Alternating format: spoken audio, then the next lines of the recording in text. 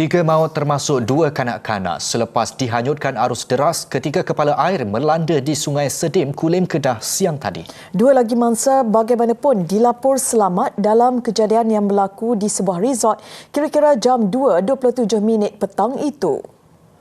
Ya, berlaku dan terus berlaku walaupun peringatan banyak kali diberi. Sudah takdir yang Maha Esa. Tiga individu terdiri daripada seorang wanita dan dua kanak-kanak lelaki maut akibat lemas selepas dihanyutkan arus deras dalam kejadian fenomena kepala air di Taman Eko Rimba Sungai Sedim, Kulim pada Jumaat, manakala seorang lagi kanak-kanak lelaki terselamat. Kejadian berlaku secara tiba-tiba sekitar jam 2.30 petang dan siren amaran kecemasan di lokasi dilaporkan tidak berfungsi ketika insiden. Pasukan polis dan bomber segera menjalankan operasi mencari dan menyelamat sebelum semua mangsa ditemui terapung dan dibawa keluar dari kawasan kejadian. Siasatan lanjut sedang dijalankan bagi mengenal pasti punca sebenar kejadian. Orang atas call saya lah kan. Ada pokok, kita tunggu kat bawah lah kata ada orangnya. Tapi jumpa dekat batu tu lah kan. Kita ambil dengan budak-budak kampung lah. Macam tu lah.